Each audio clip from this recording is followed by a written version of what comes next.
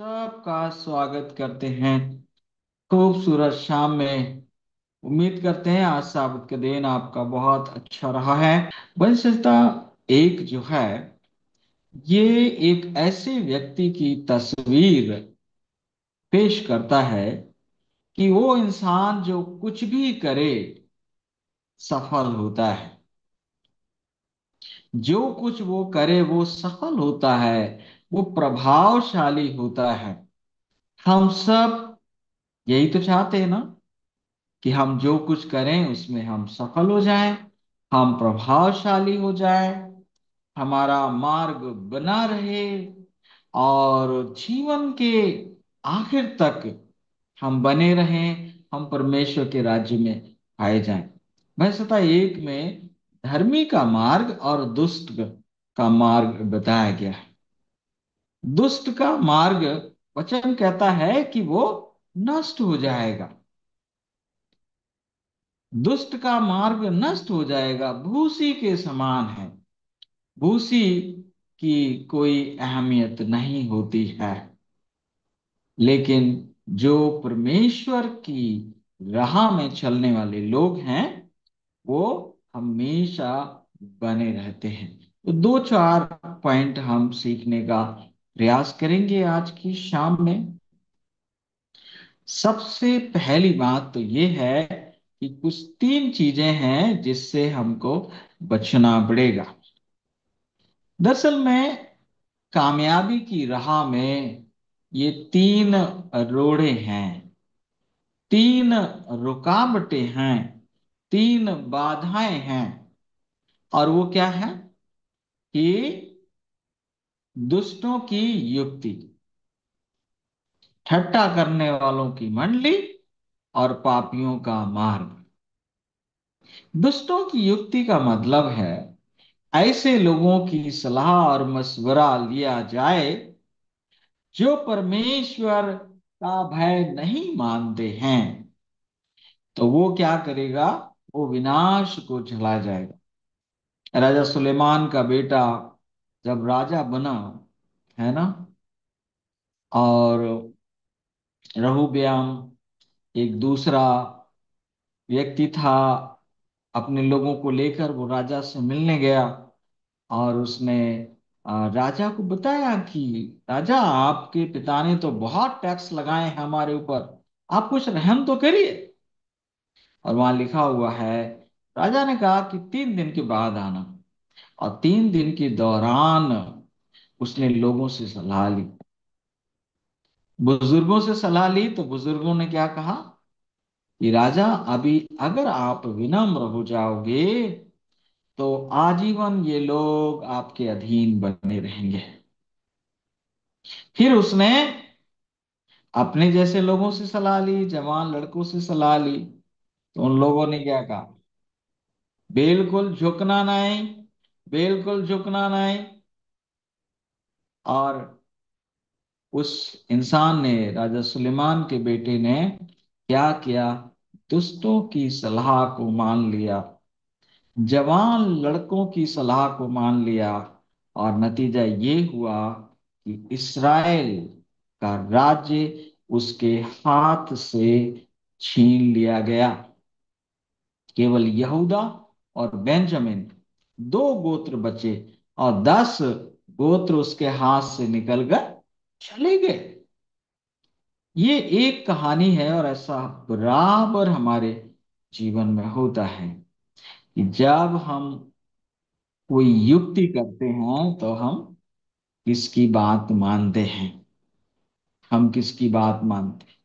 आज दुनिया में सलाह देने वाले बहुत लोग बैठे हैं, घर बर्बाद हो रहे हैं, सेवकाइयां बर्बाद हो रही हैं, मिनिस्ट्री बर्बाद हो रही है। राजस्थान बाइबल इंस्टीट्यूट, राजस्थान की सेवकाई में बहुत बड़ा नाम हुआ करता होता था, डॉक्टर चौधरी का। और उनके जाने के बाद क्या हुआ, वो सब कुछ बहुत बुरी तरह से बिखर गया। कोर्ट केसेस हुए, मुकदमा हुए, क्योंकि वहां पर ऐसे लोग सलाह देने वाले आ गए जिनसे सब कुछ क्या हो गया, बर्बाद हो गया। हम्म, जिन लोगों ने जो लोग बरेली के आसपास के रहते हैं, तो वहां पर जब मैं छोटा था तो एक फैक्ट्री चलती थी, है ना, टर्पंटाइन जो फैक्ट्री चलती थी, पूरे बरेली में उनकी गाड़ियां चलती थी, बहुत रौनक थी, बहुत कुछ अच्छा था। लेकिन पिता के जाने के बाद आपस में झगड़े हुए और सब कुछ बर्बाद हो गया। आज भी वो कंपनी क्या है, बंद पड़ी हुई है। पहली बात, अगर सलाह लेनी है तो परमेश्वर का भय मानने वाले लोगों से सलाह लीजिए। सांसारिक लोगों की सलाह अच्छी लगती है, लेकिन वो विनाश को पहुंचाती है। दूसरी बात यह है, पापियों का मार्ग। पापियों का मार्ग, हम सब जानते हैं पाप क्या है। जो कुछ परमेश्वर की ओर से नहीं है वो सब पाप है। पाप की राह पर चलना मतलब गलत तरीके से कामयाब होने की योजना बनाना, ये भी होता नहीं है, ये भी होता नहीं। ठट्टा करने वालों की मंडली, आजकल ठट्टा करने वालों की मंडली बहुत ज्यादा अच्छी लगती। हंसी मजाक ठट्टा आजकल मीडिया में भी है और वैसे भी। और इससे क्या हो रहा है, इन तीन चीजों से हमारे घर, हमारे जीवन, हमारी सेवकाइयां बर्बाद हो रही हैं। शैतान खुद नहीं आता है हमारे हमको बर्बाद करने के लिए। वो तीन तरह के लोग हैं जिनको वो बर्बाद करने के लिए हमको इस्तेमाल कर सकता है। ऐसे लोग जो परमेश्वर का भय नहीं मानते, बहुत जल्दी आपको सलाह, हाँ ऐसा करो। मैंने एक दो गांव में मैं गया हूँ। एक गांव है कलाली गांव, जो हमारे अपने लोगों का गांव है। वहां मैं पादरी बनकर गया था, और वहां गांव में मैंने एक दुख देने वाली बात देखी कि उनके घर तक की जमीनें चारों तरफ के लोगों ने खरीद ली थी।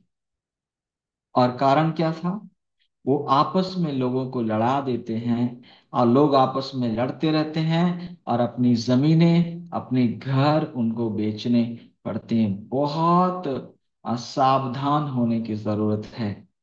जब हमको आगे बढ़ना है तो परमेश्वर का काम परमेश्वर के तरीके से करें। आगे लिखा है कि जो धर्मियों का मार्ग कौन सा है, धर्मियों का मार्ग केवल एक ही है, और वो है ये परमेश्वर का वचन।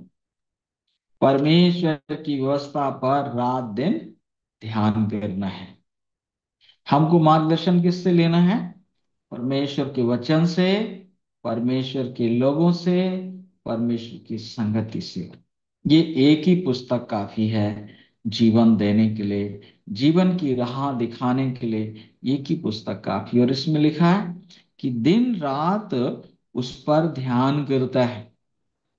दिन रात परमेश्वर के वचन पर हम लोग कैसे ध्यान कर सकते हैं। हम केवल पढ़ के भूल जाएं ये ठीक नहीं।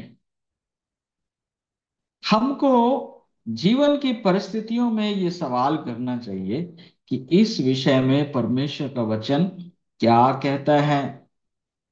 मुझे अपने परिवार को कैसे चलाना चाहिए, परमेश्वर का वचन क्या कहता है। मुझे किसी इंसान के पीछे किस तरह से बात करना चाहिए, परमेश्वर का वचन क्या कहता है। ये तरीका है जो हमें क्या करेगा, सत्य की राह पर और सफलता की राह पर लेकर जाएगा। आप कल्पना करें, अगर हम सारे के सारे लोग और दुनिया के सारे लोग, जितने लोग बाइबल को पढ़ते हैं, अपने जीवन के प्रत्येक काम को बाइबल के अनुसार अगर वो करें और चलाएं, तो हम क्या पाएंगे, हम पाएंगे कि हमारे बीच में एकता होगी, प्यार होगा, और हम मिलकर परमेश्वर के काम को कर सकते हैं। अगर हम चाहते हैं कि हम एक फलवंत दाखलता बने, तो उसका एक ही तरीका है कि हम हर एक बात के लिए परमेश्वर के वचन में खोज करें। प्रेरितों काम 11 अध्याय में एक आयत पाई जाती, वहां पर लिखा है कि 17 अध्याय और 11 वचन में एक आयत पाई जाती है, और वहां लिखा है कि ये जो बेरिया के लोग जो थे वो थिस्सलुनीकी के यहूदियों से भले थे। और किस बात में भले थे? कि वो ना केवल वचन को सुनते थे, बल्कि वचन को सुनने के बाद वो वचन में खोजबीन करते थे कि ये बातें जो हमें बताई गई हैं वो यूं ही है या नहीं है। हम लोग जब वचन सुनते हैं ना किसी का, वो इंसान आके बड़ी हरी हरी और रंग बिरंगी बातें बताता है, हम कहते हैं शाबाश शाबाश, बहुत बढ़िया बहुत बढ़िया बहुत बढ़िया। लेकिन अगर हम खुद ये सोचें कि क्या वचन में जो बोलने वाला है वो वचन से बोल रहा है, अपने ख्यालों से बोल रहा है, ये जानना बहुत जरूरी है। जो परमेश्वर की ओर से मार्ग आता है वही हमें परमेश्वर तक पहुंचा सकता है। तो प्रभु करे कि हम और आप निरंतर परमेश्वर के वचन को पढ़िए। इस वचन को पढ़ने के लिए अगर आप 40 चैप्टर रोज पढ़ें तो एक महीने में पूरी बाइबल को आप पढ़ सकते हैं। अगर आप 15 चैप्टर पढ़ें इस बाइबल के, तो आप क्या कर सकते हैं? आप इसे आ, 3 महीने में इसको आप पढ़ सकते हैं। 15 चैप्टर अगर आप रोज पढ़ते हैं तो। अगर आप इसके 8 चैप्टर पढ़ेंगे तो 6 महीने में आप पढ़ लेंगे। और अगर आप इसके जो है 4 चैप्टर पढ़ेंगे तो 1 साल में आप इसको पढ़ सकते हैं।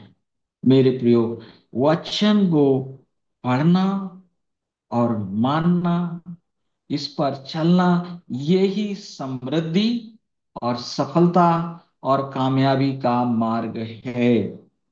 जो वचन पर चलता है वो कभी ठोकर नहीं खाता है। मत्ती 7 अध्याय 24-25 वचन में प्रभु ने बोल दिया, जो मेरी बातों को सुनता है और उनका पालन करता है वो उस मनुष्य के समान है जिसने अपना घर चट्टान पर बनाया है। और बाढ़ें आए और आंधियां चलें, वो घर गिरने वाला नहीं है। तीन तरह के लोगों से, 3 तरह की गतिविधियों से बचना है: दोस्तों की युक्ति, और पापियों का मार्ग और ठट्टा करने वालों की मंडली, और निरंतर परमेश्वर के वचन में आगे बढ़ना है। प्रभु हम सबको बहुत ऐसे आशीष दे। Thank you very much.